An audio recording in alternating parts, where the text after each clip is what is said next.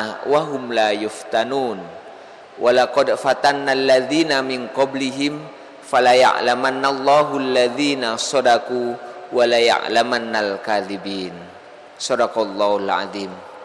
Hadirin jamaah salat maghrib, hadirat jamaah salat maghrib, mitra muslim yang dirahmati oleh Allah.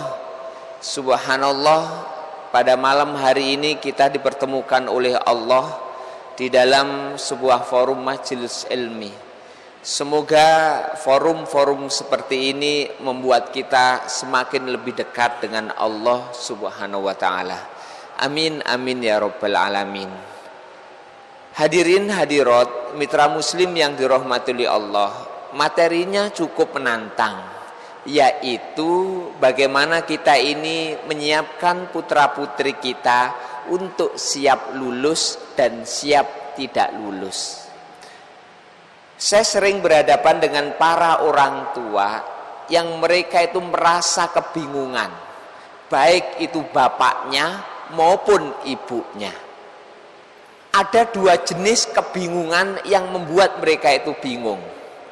Yang pertama adalah mereka bingung anaknya mau menghadapi ujian, tetapi betapa santainya putranya itu, nggak mau belajar, beres-beres mah, beres-beres pah, begitu statementnya. Yang kedua, kebingungan yang kedua adalah bahwa anaknya begitu rajin sampai seharian penuh 24 jam waktunya digunakan untuk belajar dan belajar, dan orang tuanya justru khawatir dengan terlalu rajinnya anak ini menghadapi ujian. Nah, malam hari ini kita akan mencoba untuk mengupas sebenarnya ujian itu apa sih dan lain sebagainya. Mitra muslim yang dirahmati oleh Allah Subhanahu wa ta'ala, mari kita kembali kepada tuntunan yang diberikan Allah kepada kita tentang ujian. Mengapa sih ada ujian? Di dalam surat Al-Ankabut ayat kedua dan ketiga Allah berfirman, Alif Lam Mim, ayat yang pertama. Ayat yang kedua adalah ahasiban nas ayyutraku ayyakulu amanna wahum la yuftanun. Apakah manusia mengira bahwa mereka akan dibiarkan hanya dengan mengatakan kami telah beriman dan mereka tidak diuji? Jadinya Allah tidak membiarkan kita ngomong kami beriman, lalu Allah membiarkan tanpa ujian yang akan menguji diri kita. Dalam ayat yang ketiga Allah berfirman, walaqad fatanna alladzina min qablihim fala ya'lamannallahu alladzina shadaku wala ya'lamannal kadzibin. Dan sungguh telah kami menguji orang-orang sebelum mereka, maka Allah pasti mengetahui orang-orang yang benar dan pasti mengetahui orang-orang yang dusta. Jadi kalau kita melihat ini adalah bahwa ujian adalah sebuah fenomena yang wajar di dalam hidup. Lalu fungsi ujian adalah untuk memisahkan siapa sih sebenarnya mereka yang beriman dan siapa yang sebenarnya mereka yang dusta. Ini adalah konteks di dalam Al-Quran. Pertanyaan selanjutnya adalah di dalam konteks akademis, mengapa sih ada ujian? Yang pertama adalah untuk mengevaluasi proses pembelajaran di kelas. Saya menulis di sini adalah evaluasinya bukan terhadap murid, tetapi evaluasi terhadap proses pembelajaran di kelas.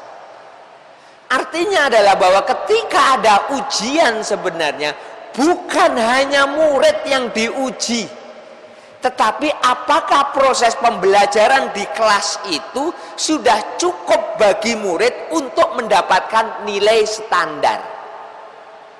Sehingga di sini bagi para guru dituntut apakah yang dijalankan dalam proses tahapan pembelajaran sudah cukup membuat siswa-siswi mereka sampai pada nilai standar minimal untuk lulus di dalam ujian. Saya katakan yang pertama adalah yang diuji bukan siswanya, tetapi yang diuji adalah proses pembelajaran di sekolah itu. Yang kedua adalah untuk menstandarisasi mutu lulusan. Coba semuanya belajar, terus tidak ada ujian, ya sudah kita lulus saja. Apa yang terjadi? Maka tidak ada proses belajar. Toh semuanya sudah dipastikan lulus. Maka adanya ujian itu adalah ini loh standar minimal. Kalau kamu sudah mencapai di atas standar minimal ini, lulus. Yang selanjutnya adalah mendorong anak untuk kembali belajar. Saya tidak bisa membayangkan kita ini menyuruh anak untuk belajar kalau nggak ada ujian. Maka ujian itu seringkali membantu kita para orang tua untuk mendorong anak-anak kita belajar. Kemudian yang selanjutnya adalah syarat bagi anak untuk naik pada jenjang berikutnya. Jadi ujian seperti UNAS mungkin untuk SD, OSBN untuk SD, maka kalau sudah lulus naik ke SMP. Kalau sudah lulus naik ke SMA dan lain sebagainya. Ini dalam kategori yang namanya akademis. Hadirin hadirat mitra muslim yang dirahmati oleh Allah. Mari kita lihat apa sih nilai-nilai yang terkandung di dalam ujian itu. Biar kita juga mendorong diri kita, mendorong siswa kita, mendorong putra-putri kita ke sana. Ada dua jenis nilai di dalam OSBN atau UNAS itu. Yang pertama adalah nilai jangka pendek dan yang kedua adalah nilai-nilai jangka panjang. Saya akan membuka dulu nilai-nilai jangka pendek di dalam ujian. Yang pertama, saya kira sudah paham semuanya, lulus UNAS dengan nilai baik. Yang kedua mungkin adalah mendapatkan ijazah, jelas ini. Yang ketiga adalah mungkin masuk sekolah jenjang selanjutnya. Dan yang sesuai dengan cita-cita. Ini ada 3 jangka pendek ini. Tetapi saya ingatkan bahwa nilai-nilai di dalam UNAS yang jangka pendek ini jangan sampai mengecoh kita sehingga kita melupakan nilai-nilai UNAS untuk jangka panjangnya. Sehingga energi dan effort kita semuanya ke arah jangka pendek, atau bahkan kita ini menggugurkan nilai-nilai jangka panjang hanya untuk mendapatkan nilai-nilai jangka pendek di UNAS itu. Saya akan membuka satu persatu, akan saya sebutkan nilai-nilai yang terkandung di dalam UNAS untuk jangka panjangnya. Yang pertama Bapak Ibu adalah melatih anak untuk bekerja keras. Artinya adalah bahwa bukan hanya sekedar anak lulus, bukan, tetapi untuk ujian ini apakah ada maksud dan tujuan kita, saya akan latih anak ini supaya terbiasa bekerja keras. Kalau kita mempersiapkan putra-putri kita hanya dari aspek pokoknya begini, triknya yang paling mudah begini, jalan pintasnya begini, kita khawatirkan bahwa nilai jangka panjangnya akan hilang dan anak tidak pernah belajar bagaimana kalau punya tujuan maka harus kerja keras. Itu yang pertama. Yang selanjutnya, Bapak Ibu mitra muslim, mendorong anak untuk memiliki manajemen waktu yang baik. Kenapa kok materi ini cocok disampaikan 5 bulan sebelum UNAS? Karena masih ada waktu kita mengajari anak untuk memanage waktunya. Bukan serangan satu malam suntuk, bukan. Kalau kita menyerang 1 minggu dengan malam-malam penuh, maka sebenarnya kita tidak sedang mengajari anak untuk memanage waktu loh. Dengan ujian itulah yang masih jauh.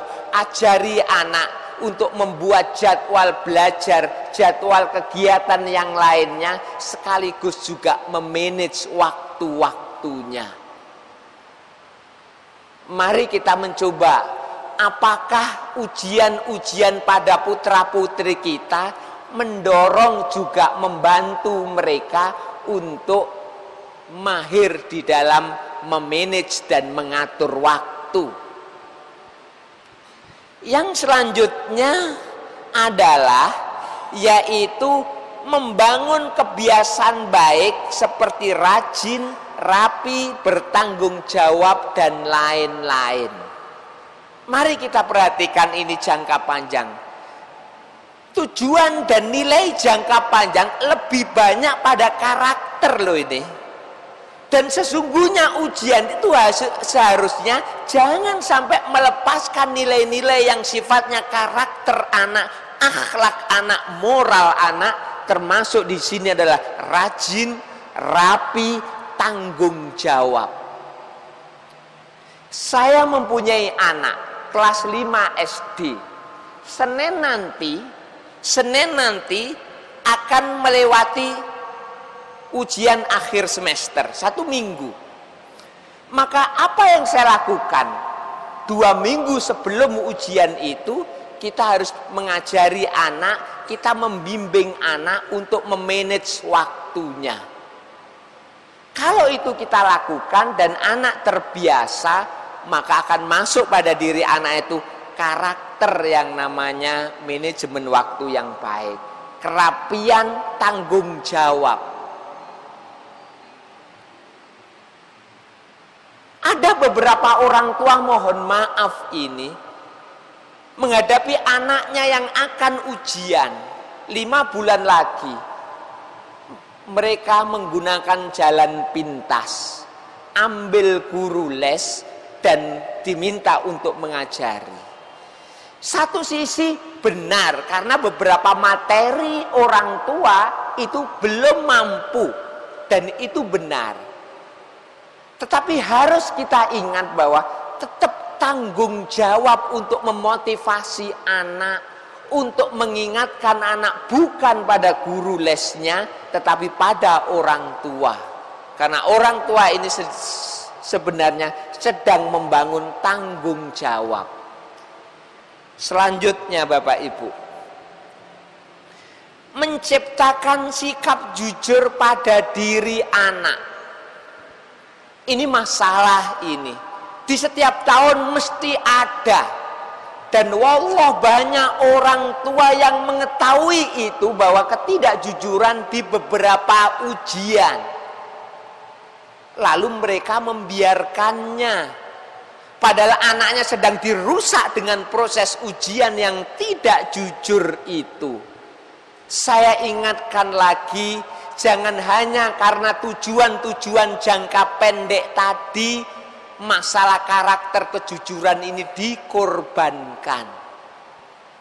Gara-gara kita ingin anak kita nilainya baik dan masuk sekolah-sekolah favorit selanjutnya, nilai-nilai yang namanya kejujuran menjadi korban, dan anak kita belajar tidak jujur, anak kita belajar korupsi, justru di tempat-tempat yang dianggap suci, yaitu sekolah. Kalau ibarat yang namanya mata air begitu, air yang mengalir. Kalau orang yang korupsi di beberapa instansi itu yang dikeruh, yang menjadi keruh itu adalah di hilirnya. Tetapi jika ketidakjujuran itu terjadi pada sekolah, maka kerusakan itu bukan pada hilir, tetapi justru pada sumber airnya dan mata airnya, di mana nanti akan mengalir sampai hilir pun juga air-air yang keruh. Bapak Ibu mitra muslim yang dirahmati oleh Allah, mohon ini tujuan jangka panjang yang keempat, yaitu menciptakan sikap jujur pada anak. Ini adalah prioritas, karena ini adalah kita sedang membangun generasi-generasi yang berkarakter dan jujur. Yang selanjutnya adalah Bapak Ibu, yaitu membangun kesadaran bahwa sukses harus diraih dengan usaha. Ini penting. Banyak anak berpikir saya ingin sukses. Saya tanya kepada anak saya, Mas, kamu ingin sukses? Unas, sukses. Tetapi ketika yang namanya kok sama saja ingin sukses dengan nggak pernah belajar, mereka tidak pernah berpikir anak-anak SD itu hukum sebab dan akibat, kecuali kalau orang tuanya membimbing. Nah, kalau kamu kerja keras dan usaha, nilaimu mendapat sekian. Kalau kamu nggak membaca buku, nilaimu dapat sekian. Kadang-kadang orang tua harus merelakan anaknya pernah gagal di tryout. Setelah gagal di tryout 1 kali atau 2 kali, ayo kita duduk dengan anak dan ditanya, nak, kenapa ya tryout kali ini kamu matematikanya dapat 5? Ada apa? Pada waktu malam menjelang tryout apa yang terjadi? Diskusi dan dialog yang kita lakukan pada anak-anak kita dan putra-putri kita akan membantu mereka untuk berpikir bahwa sukses itu harus diraih dengan usaha, bukan jalan pintas. Kemudian Bapak dan Ibu-ibu mitra muslim, selanjutnya adalah nilai jangka panjang ujian adalah membiasakan diri pada anak untuk melakukan persiapan atas apa yang akan ia hadapi. Mereka menghadapi UNAS, maka seharusnya kita sadarkan, Mas, kalau kita ini pergi ke kota yang jauh, maka kita mempersiapkan banyak bekal.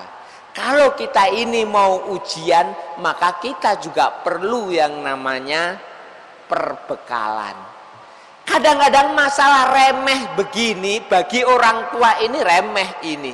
Tetapi belum tentu putra-putri kita memahami itu. Belum tentu putra-putri kita memahami itu. Kadang-kadang kita perlu untuk mendorong. Oke, jadinya ini adalah nilai-nilai jangka panjang yang perlu kita raih. Sekarang pertanyaannya adalah, apa sih peran orang tua? Apa sih peran yang namanya orang tua di dalam menghadapi anak-anak yang mau ujian? Pertama, Bapak Ibu mitra muslim, ayo kita mencoba memahami karakter anak di dalam belajar. Kalau anak kita 5 bulan yang akan datang mau UNAS, seharusnya hari-hari ini kita sudah tahu, oh anak ini cara belajarnya yaitu duduk di atas kursi di belakang meja. Ada satu lagi, anak-anak kita belajar baru bisa kalau nglosor di tikar bawah. Ada anak-anak kita, ini mohon maaf, dan ini sebenarnya gara-gara pembiasaan yang salah, yaitu ada anak-anak kita baru bisa belajar gara-gara mendengar musik. Kalau di awal-awal kebiasaan mendengar musik sambil belajar ini bisa kita tahan, maka tidak akan menjadi karakter.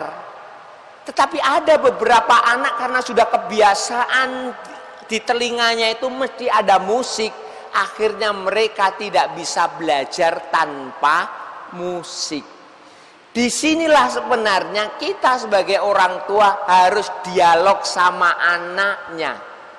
Kita ceklah, nak, coba kita coba. Dalam tryout bulan Desember ini, nak, kamu belajar tanpa musik dulu. Nanti Januari terserah menggunakan. Lalu kita analisa kira-kira hasilnya sama atau tidak. Sehingga ketika tidak sama bahwa tanpa musik itu lebih baik, maka kita bisa memutuskan kepada anak tanpa musik, nak. Karena sebenarnya pada banyak sekali musik-musik yang justru mengganggu konsentrasi anak. Jadinya karakter itu. Tetapi memang ada beberapa anak kalau belajar nggak bisa diam. Jadi kalau saya ini disuruh ngomong, enak berdiri atau enak duduk, enak jalan-jalan. Ya karena itu adalah karakter, kebiasaan yang sudah lama. Ada beberapa anak kita ini kalau belajar itu diem, nggak ada suara, tenang. Tetapi ada yang namanya anak kita sambil belajar, tangannya itu nggak pernah apa itu diam, memegang bola, kakinya juga begitu. Ada yang lain ketika belajar pakai suara keras. Lah, kita harus memahami karakter-karakter itu dan menganalisa kira-kira yang paling cocok untuk putra-putri kita itu apa. Dan itu kewajiban orang tua. Yang selanjutnya Bapak Ibu menciptakan lingkungan yang mendukung anak belajar dengan baik. Kalau komitmen belajar habis maghrib atau habis isya, seyukyanya lah di rumah tangga kita, televisi kita matikan. Kita sebagai orang tua, walaupun tidak ada kewajiban belajar, kita dekati anak kita sambil kita membaca buku. Itu membuat lingkungan dan anak terdorong untuk belajar daripada anak belajar di kamarnya atau anak belajar di ruang tamu sementara kita menonton TV di ruang keluarga. Itu sama sekali akan mengganggu konsentrasi anak.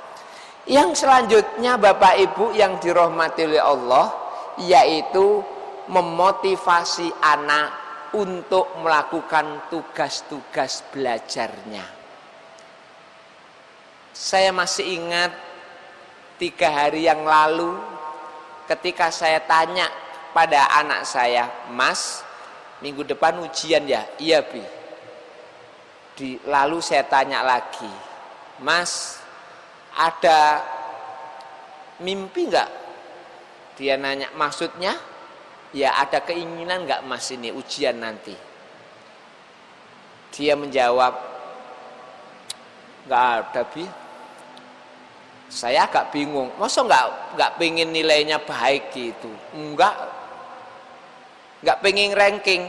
Enggak. Saya sumpek juga ngelihat anak seperti ini. Kok enggak ada syahwat untuk sukses gitu loh. Ya. Saya terpaksa, Bapak Ibu, "Mas, kalau nilaimu lebih baik, saya akan memberikan sesuatu yang berharga untuk Mas." Ini terpaksa ini. Dan ini jalan pintas. Ngelihat anak saya dalam ujian ini nggak punya syahwat untuk sukses. Akhirnya, "Ya Bi, ya terus apa maumu?" "Ya minimal itu ranking." Dia jawab. Saya ngomong, "Mas, Abi nggak butuh rankingmu.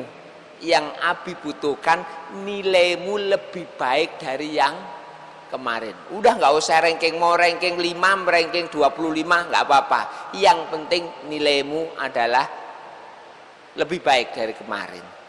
Kadang-kadang mohon maaf Bapak Ibu, kita ini terpesona dengan ranking-ranking. yang sering itu membebani anak dan memaksa anak untuk ngintip yang namanya nilai temannya. Padahal mereka itu lupa untuk mengintip nilainya sendiri pada tahun-tahun yang sebelumnya. Lebih baik targetkan anak tidak pada ranking, tetapi targetkan adalah bahwa nilai dia tahun ini, semester ini lebih baik daripada semester yang kemarin. Kemudian apa peran orang tua lagi? Lah ini yang berat, menepati anak untuk ngikuti jadwal. Ini cukup berat. Saya membuat bersama anak jadwal. Saya diketik anak, saya tulis kesepakatan. Jadwal itu ditempel plak tanda tangan. Dah. Setelah itu ketika hari Sabtu tiba, ini jadwal hari Sabtu Ahad, apakah putra putri kita langsung ikuti jadwal itu? Kalau langsung itu barokah. Itu seperti durian runtuh itu. Kadang-kadang kalau itu jadwal Sabtu dan Minggu, maka malamnya, hari Jumat malam saya ingatkan, Mas, besok rencana kegiatan kamu apa? Enggak tahu, Bi. Ayo kita lihat jadwal. Plek. Ingat ya, jam 5 sampai jam 6 boleh melihat TV. SpongeBob atau Ipin Upin. Lalu jam 6 sampai yang namanya jam 7 mandi atau makan. Jam 7 sampai jam 9 ngerjakan tugas mandiri. Itu sudah tertulis saya ini. Lalu apakah besok pagi setelah itu anak kita langsung yang namanya ngikuti? Itu kadang-kadang jadwal jam 5, jam 6 itu dia itu akhirnya nambah jam 5 sampai jam setengah 7. Saya ingatkan jam 6:15, Mas, sekarang jam berapa? Apa artinya di sini? Ayo orang tua harus memahami bahwa ketika kita ini membantu anak untuk menepati jadwal, kita ini sedang membangun kebiasaan. Kebiasaan ini nggak cukup hanya 1 kali omongan, 2 kali teguran, 3 kali peringatan, tidak cukup. Kalau yang namanya kebiasaan, ya kita harus mengingatkan 1 kali, 2 kali, kadang-kadang sebelum terjadi kita juga ajak dan lain sebagainya. Sehingga ketika kebiasaan itu terus-menerus dan menjadi otomatis, baru nanti menjadi karakter. Berarti karakter itu bukan apa yang diomongkan orang tua, tetapi apa yang dibiasakan orang tua terhadap anaknya. Seringkali kita berpikir membangun akhlak itu hanya sekedar ceramah-ceramah orang tua. Tidak. Membangun akhlak dan karakter itu adalah membiasakan anak untuk terus-menerus mengikuti itu secara konstan dan istiqomah. Itu. Selanjutnya apa sih tugas orang tua berkaitan dengan ujian anak? Mengurangi hal-hal yang dapat mengganggu anak di dalam belajar. Mohon maaf hadirin hadirat mitra muslim, ayo kita mengidentifikasi apa ya di rumah kita ini hal-hal yang mengganggu anak belajar. Mohon maaf, sekarang setiap anak punya HP loh. Pertanyaannya, ketika kita ini memberikan HP kepada anak kita, sudahkah juga kita ikuti aturan-aturan yang menyertainya? Kalau saya memberikan HP kepada anak saya umpamanya, dan sampai saat ini alhamdulillah belum, maka hal yang pertama kita tanyakan pada diri kita, apakah anak kita sudah butuh enggak terhadap HP itu? Itu penting. Kenapa?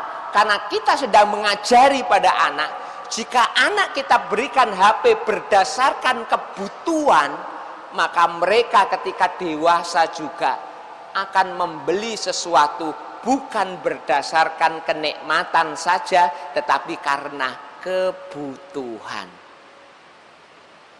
Yang kedua, ketika kita membeli HP, maka orang tua sebenarnya harus berpikir apa yang difikirkannya. Kira-kira HP ini untuk apa saja, dan itu harus belajar.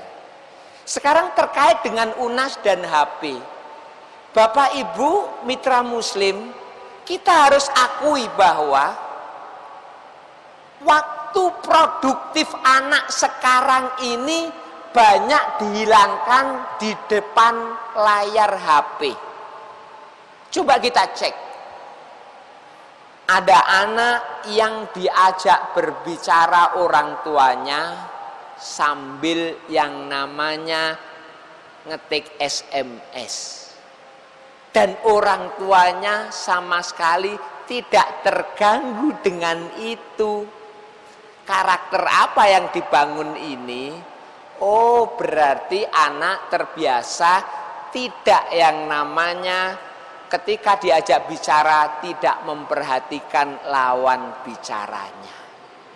Jadinya kalau kita lihat bahwa HP mengganggu proses belajar anak, ayo di manage jadwal penggunaan HP. Itu. Terima kasih. Baik Ustaz, nanti kita lanjutkan kembali dan insya Allah nanti kita buka sesi tanya jawab.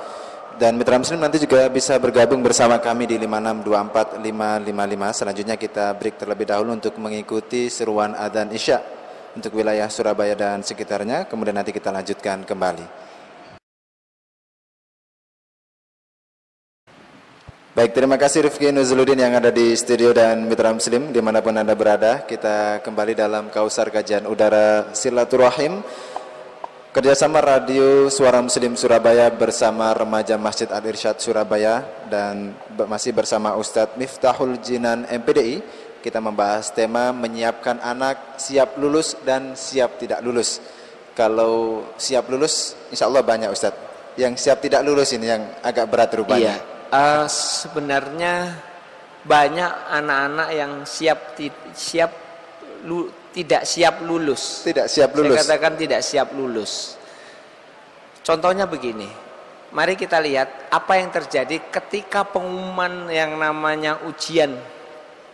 Terjadi coret-coret, terjadi trek-trekan. Pertanyaannya, di mana orang tua mereka? Di mana yang namanya guru-guru mereka? Jadinya anak ini tidak dipersiapkan untuk siap lulus. Baik. Ini.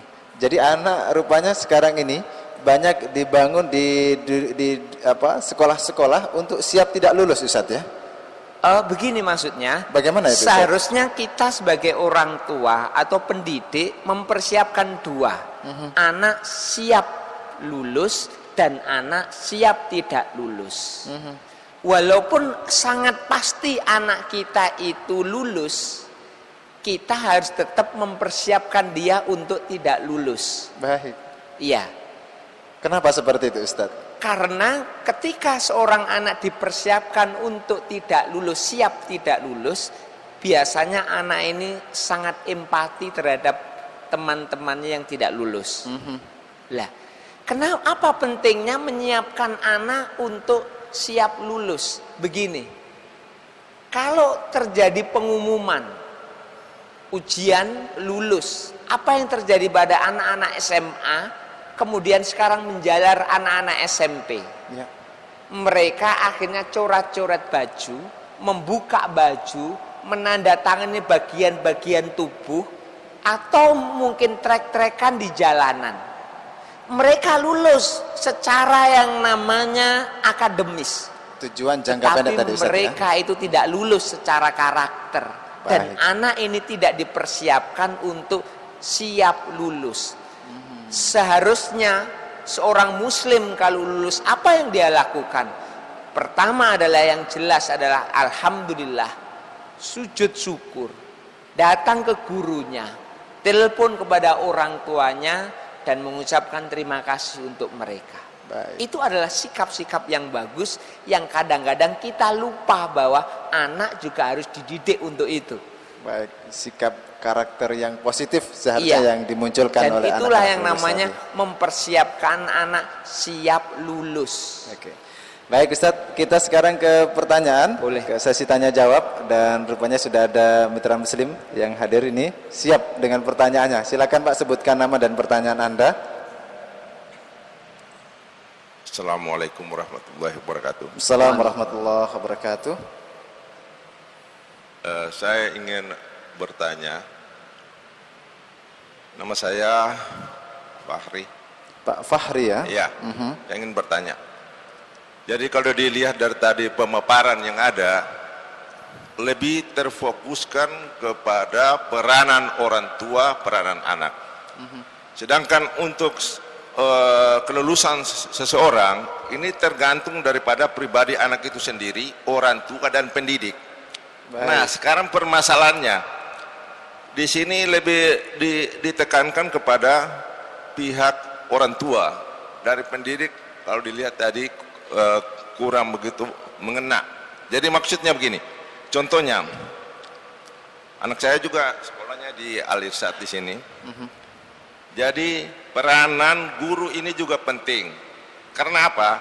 Contohnya begini, pelajaran yang dianggap momok, misalnya matematika, anak satu kelas misalnya 30 orang atau 25 murid, ternyata yang bisa mengerjakan matematika cuma sepertiga bagian, 10 orang, yang di 20 itu sudah tidak bisa bikin apa-apa. Nah, kemudian peranan orang tua mendampingi anak. Ya, kalau soal-soal hafalan barangkali bisa, tapi kalau di rumah matematika dengan orang tua yang tidak, artinya hidupnya pas-pasan lah, mau panggil guru untuk les juga tidak mampu. Sekarang peranan mendampingi anak ini memang agak sulit. Baik. Nah, bagaimana ini harus ada sinkron antara pihak pendidik dan orang tua. Yang ini yang saya minta barangkali Ustadz bisa memberi satu masukan. Baik, terima kasih Pak Fahri. Terima kasih. Assalamualaikum. Kita jawab dulu, Ustadz. Ini terkait dengan triple ya, triple pendidikan ya. Iya. Baik, ada orang tua, lingkungan dan guru. Nah, iya. Ini peran gurunya di mana nih Ustadz? Iya, sebenarnya materi ini memang saya orientasikan kepada orang tua. Ya. Dan ada materi untuk pendidik, apa yang harus mereka lakukan dan lain sebagainya, dan sebanyak ini juga begitu. Baik, mungkin Jumat yang akan datang nih. Iya, jadinya begini, salah satu contoh yang namanya apa yang harus dilakukan oleh guru terhadap ini adalah kepastian bahwa setiap anak mampu melewati yang namanya pembelajaran dengan baik. Kalau umpamanya satu kelas, di situ 30 anak, kemudian yang nggak bisa 25, berarti yang salah bukan anak. Yang salah bukan anak itu. Mungkin itu materinya yang terlalu sulit, mungkin gurunya, mungkin sistemnya. Baik. Ya. Jadinya begitu. Lah, disinilah sebenarnya kita sebagai orang tua di sini, ketika kita memilih sebuah sekolah, jelas aspek-aspek bahwa mampu nggak kira-kira sekolah ini memberi pembelajaran pada anak saya sehingga standar minimal UNAS itu bisa atau tidak. Karena sekarang ini mohon maaf, ada sekolah-sekolah yang itu UNASnya bagus, tetapi ada beberapa jenjang selanjutnya nggak mau dapat dari sekolah itu. Pokoknya kalau murid dari sekolah itu nggak mau. Kenapa masalahnya? Ya karena ada mekanisme yang kurang bagus di UNAS-nya. Pembelajarannya standar rendah, tetapi nilai UNAS-nya itu bagus. Dan ini adalah PR kita semuanya orang tua untuk mengawasi. Jangan sampai yang namanya orang tua melihat kondisi seperti itu dan anaknya sedang dihadapkan pada ketidakjujuran, lalu kita membiarkannya. Baik, jadi dicari terlebih dahulu nih masalahnya pada gurunya, anaknya atau pelajarannya, begitu Betul. Ustaz ya? Jadinya kalau guru begini Pak, peran guru kalau umpamanya anak saya datang dengan matematika dia nggak paham, saya kembalikan kepada gurunya Pak. Ini tugas guru. Bayar larang-larang kok. Kan begitu. Tetapi kalau urusan anak saya memastikan PR-nya dan mengulang pelajarannya, dia mau mengulang, itu tugas saya.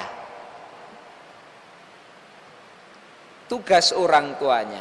Tetapi kalau urusan yang namanya anak saya penjumlahan atau pengurangan salah konsep, mohon maaf Ustazah, Ananda ini kurang paham, salah dalam konsep pengurangan. Saya kembalikan, karena itu adalah tugas yang namanya guru. Tetapi kalau urusan yang namanya anak saya mau mengulang nggak pelajaran itu, anak saya mengerjakan PR atau tidak, itu adalah sudah tugas saya sebagai orang tua, dan itu tanggung jawab saya untuk memotivasi. Baik, bagi-bagi tugas jadinya Ustaz ya? Apakah guru nggak ada tanggung jawab? Itu ada tanggung jawab Pak. Tetapi kalau urusan motivasi dan kemauan anak untuk belajar, saya ambil semuanya.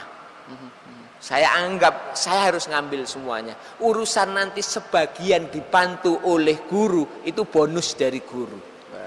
Tetapi kalau masalah materi nggak jelas, saya kembalikan kepada gurunya Pak.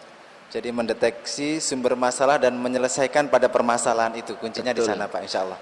Baik, itu pertanyaan selanjutnya. Silakan. Iya.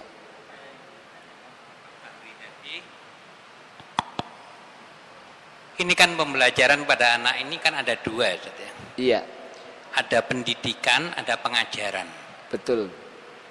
Apakah yang dimaksud Ustaz Jinan tadi, kalau pendidikan itu tanggung jawab orang tua, Iya. kalau pengajaran tanggung jawab guru, begitu? Iya. Saya tidak mengatakan bahwa itu adalah sesuatu yang murni, tidak. Guru mempunyai tanggung jawab untuk mendidik, sebagaimana guru juga mempunyai tanggung jawab untuk mengajar anak. Contohnya adalah pada aspek-aspek sesuatu yang baru, yang itu mungkin orang tua enggak ketelitian terhadap yang namanya pekerjaan, konsistensi di dalam mengerjakan. Mungkin tanggung jawab guru masih banyak di sini. Tetapi kalau kepastian bahwa anak saya itu kerja keras, anak saya harus yang namanya dia itu punya manajemen waktu, saya harus mengambil alih. Walaupun kadang-kadang manajemen waktu itu sudah diatur oleh guru, saya ambil amannya Pak. Saya ambil amannya, kebetulan ada waktu banyak. Lah, apakah saya tidak punya tanggung jawab untuk mengajar? Kalau saya bisa ya saya ajari Pak. Ada beberapa materi kelas 5 saya angkat tangan Pak. Nggak bisa. Matematik itu. Karena mungkin basic saya dari pondok. Nggak paham ini. Dulu aljabar. Saya kembalikan. Jadinya guru punya tanggung jawab, yaitu mendidik anak di sekolah, memastikan perilaku-perilaku anak, kebiasaan-kebiasaan yang baik di kelas itu. Contohnya mengembalikan pada tempatnya, kemudian juga memberi label untuk berbuat jujur. Lalu di rumah kita melanjutkan. Kalau di kelas guru sudah membiasakan anak untuk mengembalikan benda pada tempatnya, lalu kemudian di rumah tidak, maka yang terjadi adalah anak bingung. Di sekolah ada beberapa sekolah yang bagus membuat manajemen tas, Pak. Anak itu diajari, ini loh tempat tasnya, buku paket, ini loh buku tulis, ini loh tempat makanan, karena sekarang bawa makanan loh anak-anak kita, di sini loh peralatan.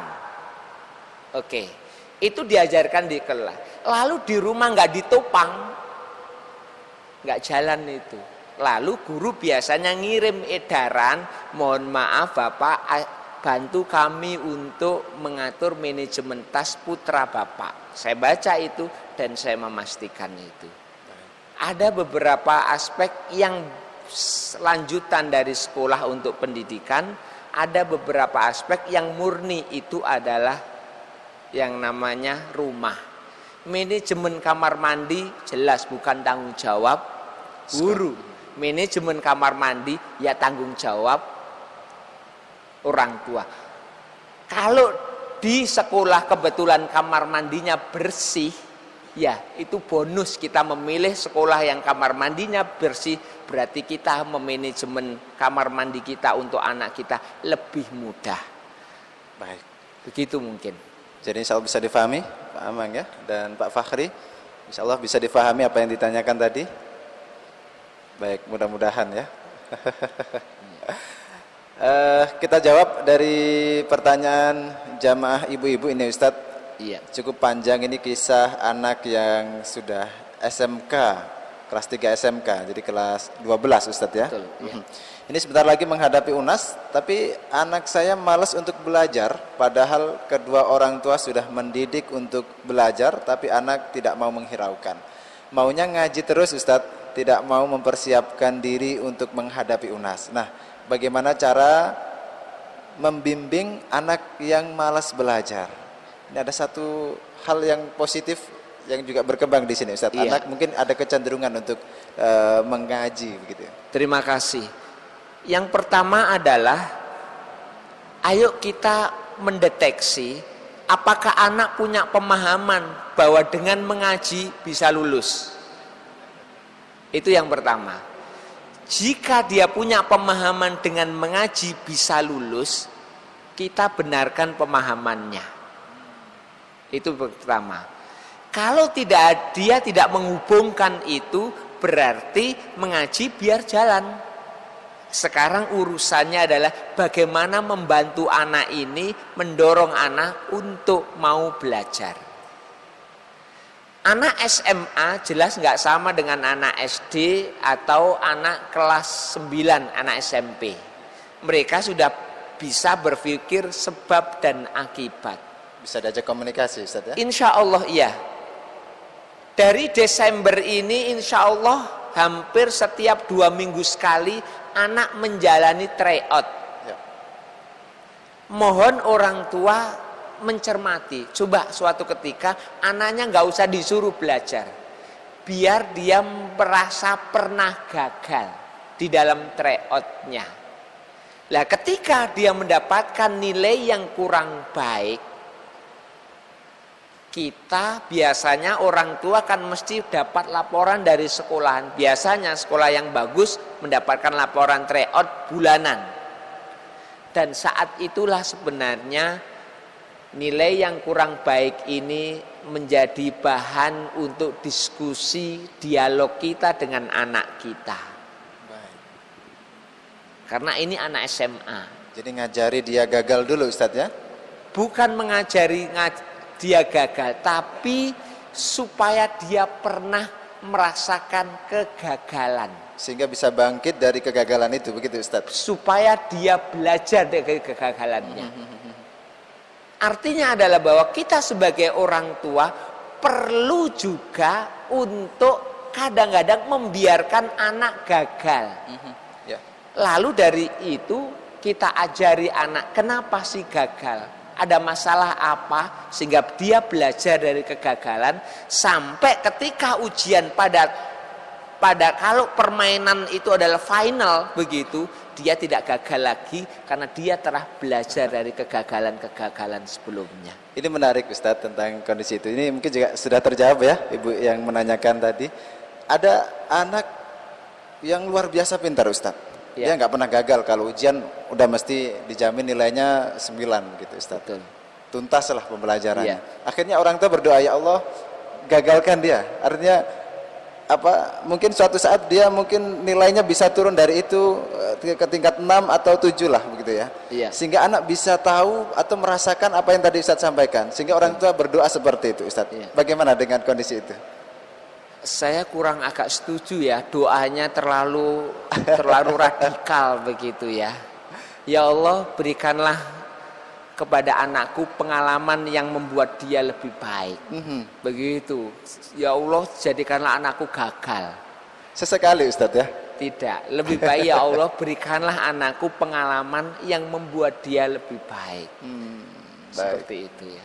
Oke. Jadinya itu. Jadi doanya dirubah Ustadz ya. Diubah statementnya. Baik. Kita ada yang mau bertanya lagi yang ada di masjid? Baik, Bapak yang ada di tengah dibantu untuk mic-nya. Ini dari studio juga sudah ada yang menanyakan satu pertanyaan yang cukup menarik Ustadz. Oke, sebutkan nama dan pertanyaan Anda juga, silakan. Assalamualaikum warahmatullahi wabarakatuh. Waalaikumsalam. Nama saya Pak Darmaji, Pak. Yang mau saya tanyakan tadi ada beberapa poin yang sangat menarik, di mana menciptakan lingkungan di suatu rumah untuk membimbing, mendampingi anak belajar. Nah ini permasalahannya di rumah tangga saya sendiri. Apabila anak-anak saya belajar, kalau saya di tempat anak-anak belajar itu merasa tertekan, sehingga dia mungkin lebih enjoy atau lebih santai, terutama saya sebagai orang tua itu supaya tidak mendampingi. Itu bagaimana saya cara menyikapi anak yang seperti itu. Assalamualaikum warahmatullahi wabarakatuh. Waalaikumsalam. Ini masalahnya sudah diketahui Ustadz. Iya. Tinggal solusinya bagaimana nih Ustadz? Solusinya ya Bapak nggak usah mendampingi. Begitu. Tetapi begini, yang terpenting adalah ayo kita berikan sentuhan-sentuhan individual. Sebuah contoh umpamanya, anak-anak kita sedang belajar, dia tidak nyaman kalau kita duduk di situ karena dia merasa kita awasi, begitu kan? Ya. Kita nggak usah memaksakan diri, tetapi sesekali kita bawalah makanan atau minuman teh di dekat anak-anak kita, dan itu menjadi surprise bagi mereka. Masya Allah. Dan minuman itulah yang mendampingi mereka. Baik Ustadz. Jadi memberikan Menggantikan dukungan diri moralnya kita. itu Ustadz ya? Iya. Dan ini biasanya kan yang melayani kan ibunya. Hari itu yang melayani bapaknya. Baik. Insya Allah itu. Jarang-jarang Bapak yang memperhatikan. Oke, sebelum ke Pak Abdurrahman, kita ke studio. Ada yang bergabung. Silakan Rifki.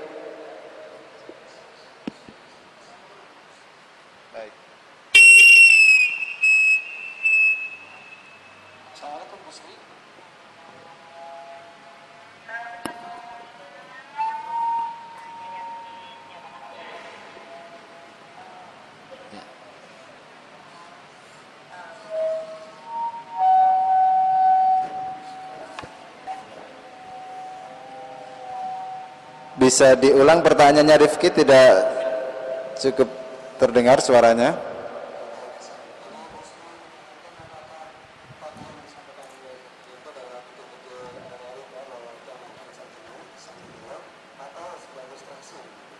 Baik, itu saja. Terputus ya rupanya.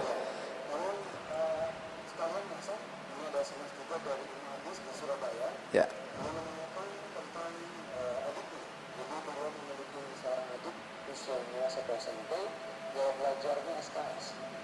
Baik.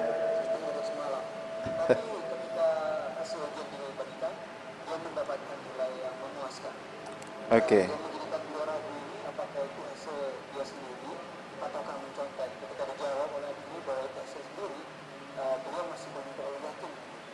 Oke.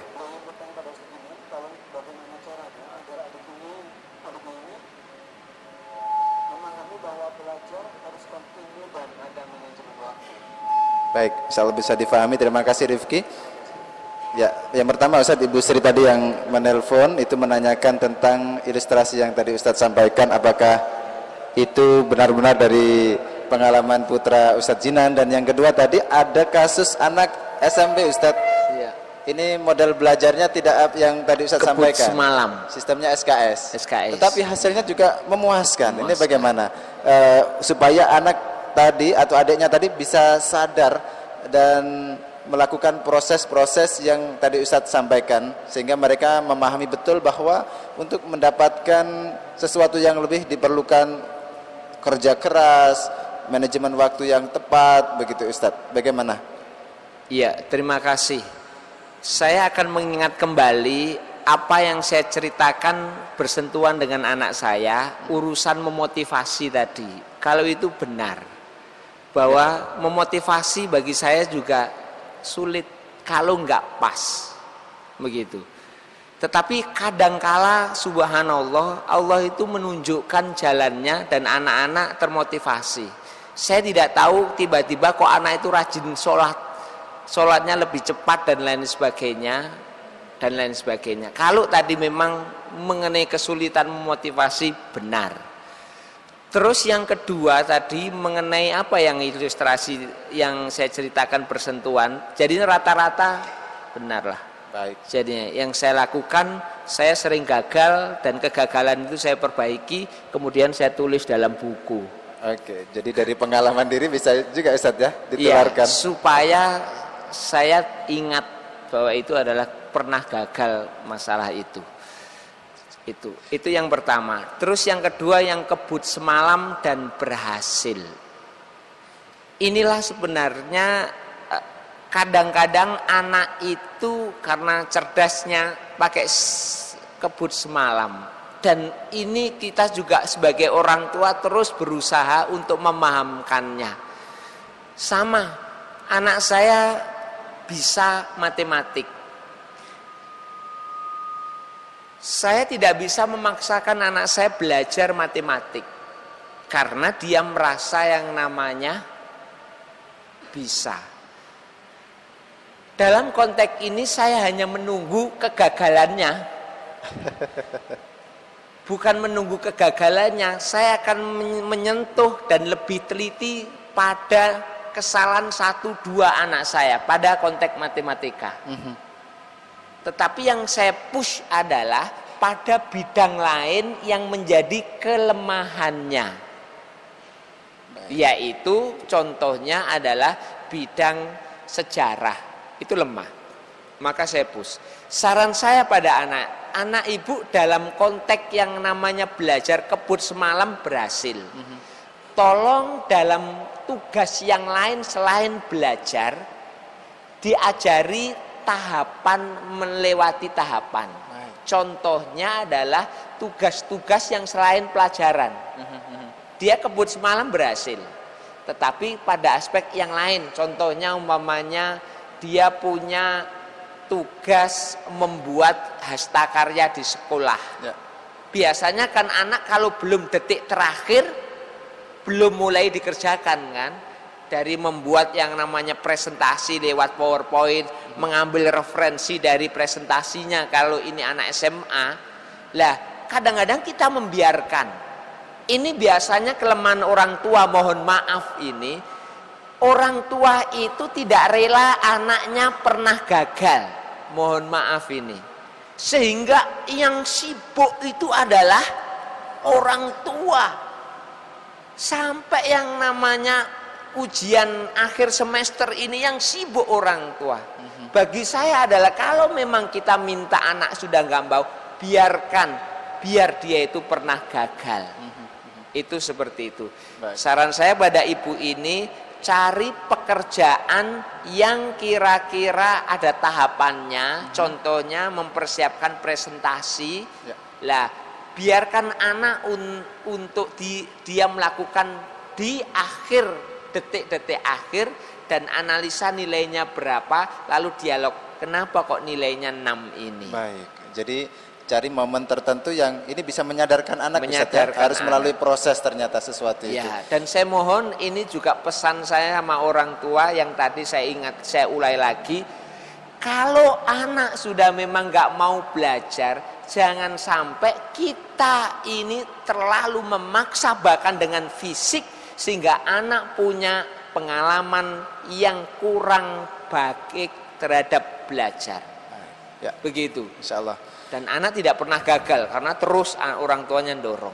Jadi ketika kita biarkan anak dengan sistem kebut semalamnya, Ustadz, nilai-nilai karakter yang tadi Ustadz sampaikan, anak tanggung jawab, mempunyai manajemen waktu, disiplin, ini semuanya hilang, Ustadz. Semuanya hilang. Baik, dan ini yang justru utama seharusnya dalam pendidikan adalah pendidikan karakter, itu bukan semata-mata nilai yang baik, Ustadz, ya. Betul. Baik. Oke, kita ke penanya, Pak Abdurrahman, silakan.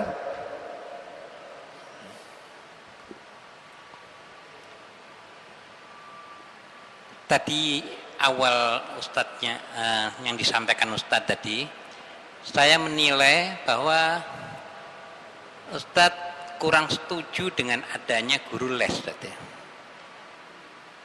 Kalau ada orang tua menghadapi anaknya yang kurang mampu untuk bisa belajar dari satu atau beberapa mata pelajaran, biasanya sikap orang tua itu mendatangkan guru les. Saya melihat Ustadz Jinan tadi kurang setuju dengan itu. Baik. Iya. Bagaimana, Ustadz? Kalau di seperti itu? prosentase kurang setuju dan setujunya 60, kurang setuju 40 setuju. Baik. Betul. Yang saya tanyakan, apakah guru les ini akan ada efeknya dengan masalah jangka panjang daripada anak itu sendiri. Baik. Ya, Dengan terima mendatangkan kasih. guru les itu Berarti apa? yang Dampaknya, 60% itu ya yang saya Iya. jelaskan. Yang pertama adalah saya mohon maaf ini agak sedikit mengkritik para orang tua. Orang tua itu menghadirkan guru les itu seringkali salah tujuan. Guru les supaya anaknya mau belajar. Ya. Sehingga anaknya mau belajar selalu didampingi oleh guru les. Apa jangka panjangnya? Anak ini tidak punya kemandirian di dalam belajar. Dia harus selalu ada orang yang mendampinginya. Itu yang pertama. Yang kedua adalah bahwa seringkali guru les itu memposisikan sebagai yang namanya bukan mitra guru di sekolahnya, tetapi adalah sosok yang lain yang lebih dihormati oleh anak karena trik-trik dan cara-cara yang efektif cepat. Sehingga anak ketika masuk sekolah maka dia tidak terlalu menghormati guru sekolahnya. Dan itu sering terjadi kenyataan di tengah-tengah kita yang terjadi itu. Lah itulah yang membuat yang namanya 60% itu. Jika kejadiannya tidak begitu, memang benar-benar anak perlu bantuan untuk guru les, maka saya tetap setuju. Tetapi kalau anaknya sebenarnya sudah bisa, lalu anaknya juga sudah paham, Udah full day, Ustadz, sudah pembelajarannya? ini guru les, maka yang terjadi adalah anak selalu tergantung belajarnya dengan guru les, tidak punya kemandirian untuk belajar. Padahal masa depannya anak ini belajar harus mandiri, dia belajar bisa sendiri. Baik. Begitu. Memang kadang-kadang kita sebagai orang tua itu, ya, mungkin juga yang lain, ya, anak-anak kita ini kan kadang-kadang menerima PR, ya, kemudian menghadapi ulangan. Ketika menerima PR, kita sebagai orang tua menilai bahwa loh, kok anak saya ini tidak bisa nggarap, ya. Akhirnya langsung putusan kita ini manggil guru les untuk ngajar ini. Sehingga tujuan daripada guru les ini hanya yang dikatakan oleh Ustadz Jinan itu menyelesaikan jangka-jangka pendek aja. Iya. Nah, mungkin Ustadz Jinan bisa memberikan satu penjelasan apa sebetulnya guru les di rumah itu yang baik itu bagaimana, Ustadz? Kalau misalkan kita mendatangkan guru les itu apa yang kita harapkan sehingga tidak sampai membunuh target-target jangka panjang kita. Baik, Ini yang bisa difahami Ustadz. Ya. Jadi kalau saya melihat ada kondisi di mana guru les sangat dibutuhkan oleh anak. Iya, betul. Ada kondisi mungkin tidak cukuplah pembelajaran di sekolah untuk anak itu sendiri. Namun tentu ini ada positif negatifnya. Ustadz menyikapi apa yang ditanyakan Pak Abdurrahman tadi Iya. bagaimana? Itulah sebenarnya salah satu kekhawatiran saya adalah bahwa guru les itu hanya bantuan untuk mengerjakan PR. Dan itu justru kurang bagus. Kita nggak bisa mengevaluasi loh proses pembelajaran di sekolah gara-gara guru les.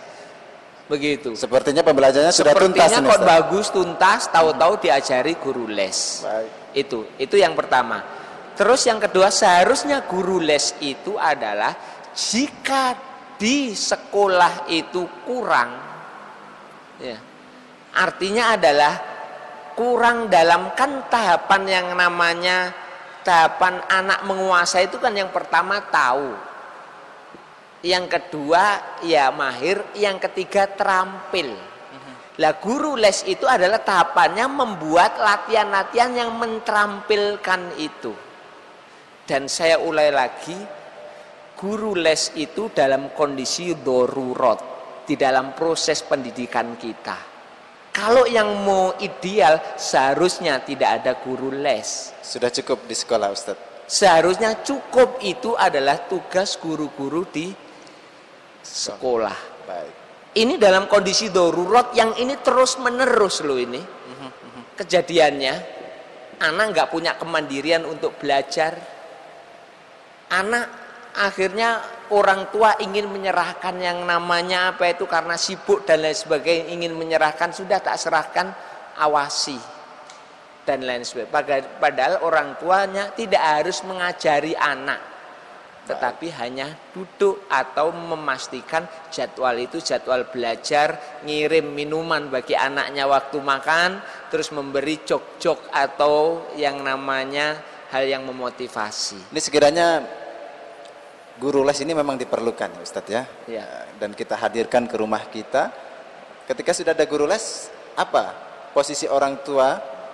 Artinya apa yang harus dilakukan orang tua sehingga nilai-nilai tujuan jangka panjang tadi tidak semata-mata hilang karena proses itu saja. Kita pesan kepada guru les. Pesan kita yaitu, Pak, tolong dampingi anak saya. Ya. Kalau ada kesulitan, Bapak bisa yang namanya. Kalau nggak ada kesulitan, jangan ini. Cukup mendampingi saja. Jadi visi misi pendidikan baik keluarga dan sekolah tadi kita sampaikan kepada guru les itu, Ustadz, ya. dampingi anak saya. Kalau bisa biarkan, kalau nggak bisa biar berusaha sebentar. Kamu kasih rangsangan-rangsangan, setelah itu jalan. Baik, Ustadz. Ini pertanyaan terakhir, Ustadz, tentang tujuan jangka panjang yang tadi Ustadz paparkan. Iya. Bagaimana membentuk karakter anak ini bagi anak sulit untuk difahami, Ustadz. Iya. Artinya ketika anak katakan mendapatkan nilai jelek padahal dia telah maksimal dalam belajar. Iya. Nah, ini bagaimana kita memahamkan kepada anak tentang hal itu secara praktis, Ustadz, sehingga ketika mereka mendapatkan nilai yang ini mudah-mudahan tidak terjadi ya. Iya. Anak nilainya buruk, jelek tadi, mereka sudah siap. Secara Oke. praktisnya bagaimana nih, Ustadz? Iya begini. Sekaligus sebagai penutup Ini acara termasuk yaitu bagaimana mempersiapkan anak tidak lulus kan. Ya. Lah, setelah ujian selesai, maka tugas orang tua jadinya hari ini selesai. Kan masih ada rentang 2 minggu, 3 minggu sebelum pengumuman. Ini tugas orang tua untuk merencanakan, Mas, kalau umpamanya kamu lulus, apa kira-kira rencana kamu? Itu Baik. diskusi. Mereka ya saya akan lari-lari akan begini. Lah saat itulah kita bisa memperbaiki. Mas, kita orang muslim loh. dan Rasulullah mengajarkan kepada kita bagaimana cara bersyukur. Tik-tik begitu. Ini kelas 6 sudah bisa dikomunikasikan, Ustaz? Anak kelas 6 bisa, anak saya aja bisa kelas 5. Baik. Itu, apalagi SMP, SMA. Ya. Lalu yang selanjutnya kita tanyakan juga, Mas, kalau umpamanya kamu nggak lulus, kira-kira bagaimana? Baik. Ini perlu pertanyaan ini karena anak nggak pernah menanyakan dirinya pada aspek itu. Mereka pikirnya lulus begitu saja. Tidak pernah difikirkan bagaimana kalau tidak lulus. Ini pertanyaan ini menarik. Ya nangis aku. Begitu kan umpamanya. Ya sedih. Apa jawaban kita? Ya kita jawab, Mas, kamu boleh sedih. Dan itu memang wajar. Ya. Begitu. Kamu boleh menangis dan itu sangat wajar. Kan begitu kan. Lalu apa sih yang diajarkan oleh Rasulullah ketika kita ini gagal? Disitulah kita berikan begitu. Nilai-nilainya di sana kita sampaikan, Ustadz ya. Lah, apa manfaatnya ketika kita tanya kepada itu sebelum hari yang namanya kelulusannya atau ketidaklulusannya? Berarti kita ini sudah membuat memori rencana pada anak itu, kalau saya lulus akan mengerjakan sesuai dengan materi dialog. Kalau saya tidak lulus, maka saya akan mengerjakan sesuai dengan materi dialog. Baik. Jadi anak sudah punya bekal keduanya, ya. Ustaz. Dan terakhir saya mohon bahwa ketika anak ujian, maka yang ujian ini sebenarnya bukan hanya anaknya. Orang tua juga ujian. Kalau anak bekerja keras, mari orang tua juga bekerja keras. Apa yang bisa dilakukan? Kita berdoa untuk anak-anak kita.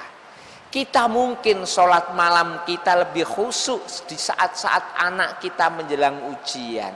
Mungkin kita juga yang namanya puasa kita Senin Kemis juga lebih rutin saat-saat ujian. Dan subhanallah mitra muslim, saya melihat dengan mata kepala beberapa orang tua, bahkan bapak-bapak, yang dia itu mengantarkan anaknya UNAS atau ujian. Lalu dia duduk di masjid sekolah itu.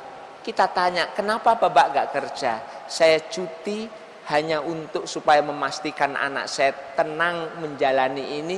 Dan sekarang saya naik iktikaf di masjid ini sampai anak saya pulang. Subhanallah, kalau kita orang tua melakukan ini, saya yakin energi besar akan terjadi pada anak-anak kita. Luar biasa. Insya Allah cukup, Ustadz. Insya Allah. Dan apa yang disampaikan oleh Ustadz Miftahul Jinan sekaligus penutup, kalau tadi kita sudah banyak belajar, fokus apa yang disampaikan Ustadz Jinan, kalau saya garis bawahi adalah mari para orang tua mengembalikan tujuan pembelajaran pada tujuan jangka panjang. Ini juga sesuai dengan hasil penelitian mitra muslim dan jamaah sekalian, bahwa kecerdasan intelektual itu hanya 20% menentukan keberhasilan anak, dan yang paling besar adalah bagaimana keberhasilan itu ditentukan dengan karakter atau akhlak yang baik pada anak. Saya yakin ketika anak rajin sholat, rajin mengaji, taat kepada orang tua, itu adalah nilai yang sangat luar biasa, dan ini adalah yang menentukan berhasil atau tidaknya anak nanti ke depan. Dan mudah-mudahan apa yang telah kita bahas bersama Ustadz Miftahul Jinan bermanfaat bagi kita, terutama para orang tua. Mudah-mudahan putra-putri kita menjadi putra-putri yang bukan hanya cerdas dalam sisi intelektual, tapi mempunyai dan memiliki karakter yang kuat, karakter Islami, karakter yang menjalankan nilai-nilai Al-Quran. Sampai di sini kebersamaan kita dalam Kausar, kajian udara silaturahim. Terima kasih atas kebersamaan Anda, dan saya ucapkan wassalamualaikum warahmatullahi wabarakatuh.